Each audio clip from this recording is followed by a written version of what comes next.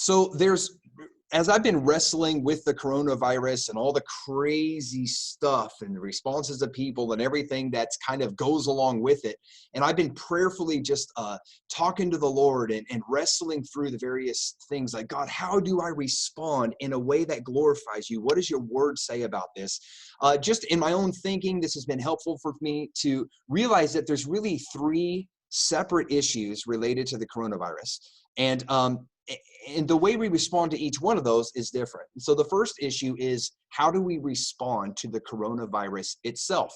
And of course, we want to respond by walking intentionally in faith and resisting a spirit of fear. A spirit of fear is spreading so quickly right now. The spirit of fear in our society is actually as contagious, if not more contagious, than the coronavirus itself.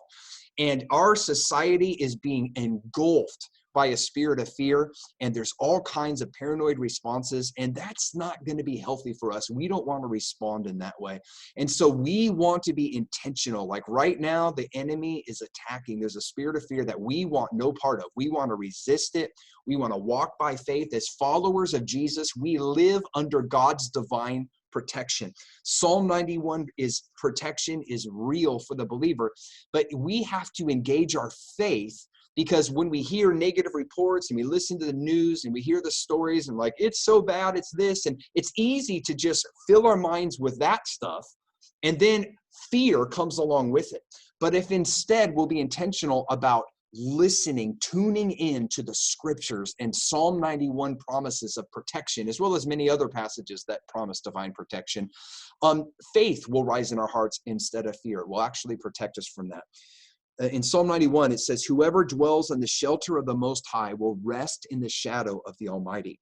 And I will say of the Lord, He is my refuge and my fortress, my God in whom I trust. I want you to notice, like, the psalmist here says, I will. This is an act of his will. He says, it's an act of faith. It's intentional. I am proactively, I will say of the Lord, He is my refuge. He is my fortress. He is my God in whom I trust. And it is an act of our will in the midst of a scary situation to say, I am not going to give in to fear. I declare that God is my refuge. He is my fortress. He will protect me and keep me safe. And then it says, I love this, verse 3, surely He will save you from the fowler snare, listen to this, and from the deadly pestilence, which includes the coronavirus. He will cover you with His feathers, and under His wings you will find refuge. His faithfulness will be your shield and rampart. And it goes on, and it says things like, we will not fear pestilence. He will command His angels to protect us wherever we go. It says, no harm will befall us. No disaster will come near our dwelling place, our tent, wherever that may be. And, I just returned from a trip overseas, and it was just coronavirus, it was just like we were wearing masks and all this kind of stuff. But the whole time I'm like, God, my faith is in you. You're my protector. I'm not trusting in my mask. I'm not trusting in washing my hands a million times, even though we did that and we used the hand sanitizer. But that's not where my trust is. I'm trusting in the Lord. God, you're with me. You've told me to go on this trip. I'm going by faith. I'm not going to stop because I refuse to give in to fear. And so I want to really encourage you as believers, our first response, how do we respond to the coronavirus itself, is we walk by faith and we vehemently resist a spirit of fear and don't entertain that. And you can meditate on the scriptures, Psalm 91 and others, Psalm 121. There's other passages as well that will just build up your faith. The second issue that I see related to the coronavirus is not just how we respond to the virus itself, but how do we respond to the fearful responses of other people? And that's an issue that I've been wrestling through as well. Because honestly, like, I've had grace. I've really not wrestled with fear very much. I feel like I've been in faith. I feel good about it. But man, the thing that's scary to me is the paranoia and the fearful responses of other people. And so I'm like, okay, that's a separate issue. I need to wrestle through that as well and say, what does your word say about how I should respond to the fearful responses of other people? And I would just say this. First of all, Sermon on the Mount, it says, blessed are the merciful, for they will be shown mercy. Blessed are the meek, they will inherit the earth. Blessed are the peacemakers, they will be called sons of God. We got people avoiding us, because they're like, hey, I think what if you have coronavirus, and so people may trying to avoid us, canceling events, which is disappointing to us because we want to go to these events, or even the government, making decisions, leaders in society making decisions that might inconvenience us. Because they're trying to take extra precautions, or maybe, you're at church or something like that, and you hear like, hey, I'm going by faith, I'm not afraid to gather with other people, the Lord's protecting me. But you hear of another believer in your congregation who just says, you know what, I'm just going to play it safe, I'm going to stay home, I'm not going to come to church for a little while until this thing blows over, because I just don't want to be around people and expose myself to the risk of maybe catching the virus. I want to encourage you, don't judge those people. Don't just say, oh, they have a spirit of fear, and look down on them. Like the Bible says that every servant gives an account to his own master. Jesus is their Lord. You don't know what God's doing in their heart, and you don't know their situation. They may have medical issues in their life where it's a lot more dangerous for them if they do get the coronavirus. And so they need to take extra precautions, and they've prayed about it, and that's where their faith is at. And if that's where they are, bless them. Just say, listen, talk to the Lord, stay in a spirit of faith, and do what you feel like he's telling you to do. And if people feel like, I just don't feel like I should be showing up to this, don't judge them. Don't look down on them. Bless them. Just say, you know what, I'm praying for you. I love you. I totally understand. And I'll look forward to seeing you, when this thing blows over in a little bit. I'll look forward to seeing you again. But we just want to act in grace. We want to act in mercy. And even toward things like, schools being canceled, or flight, travel being banned to certain places, and things that maybe even leaders in our society, decisions they make that to take precaution that may inconvenience us. I encourage you, don't get frustrated. Don't complain. This isn't biblical. Don't complain and gripe and whine and just say, oh, they're inconveniencing me. That's the opposite attitude. That'll take you out of the spirit and into the flesh.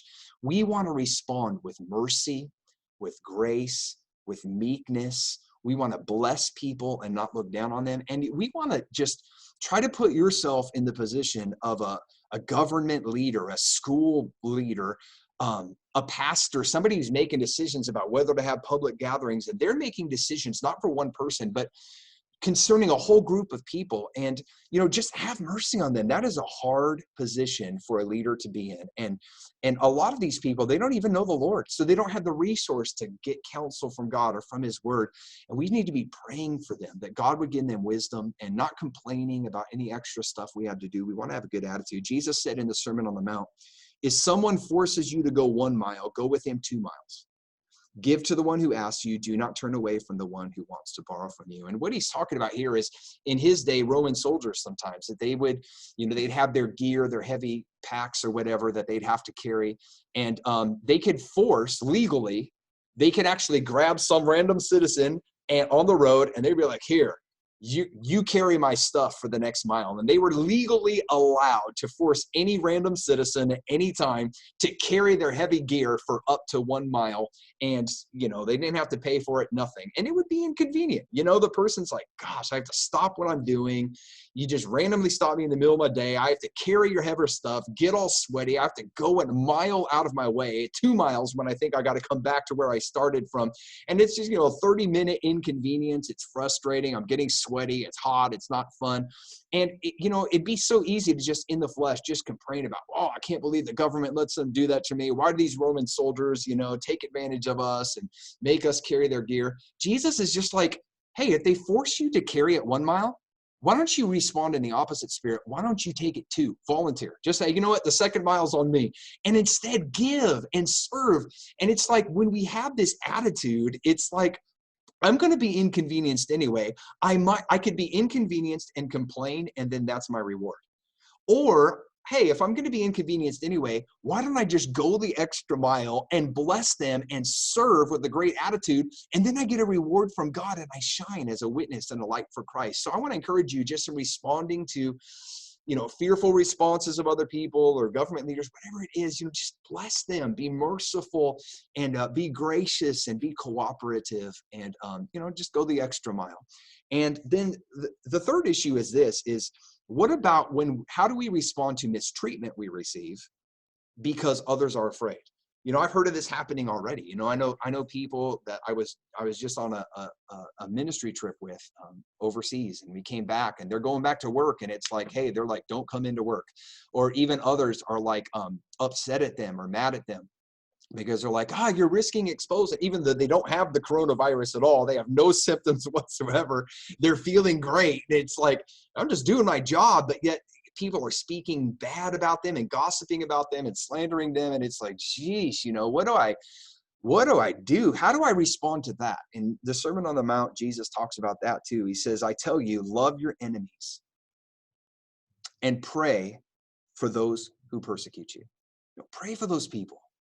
Just have mercy on it. Forgive them, bless them. And then he says that you may be sons of your Father in heaven.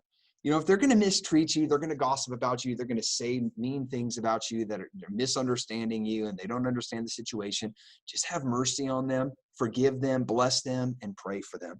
And that moves into the next recording that I want to do. I want to talk about 4 different ways that you can pray for this issue of the coronavirus. And so tune in for that.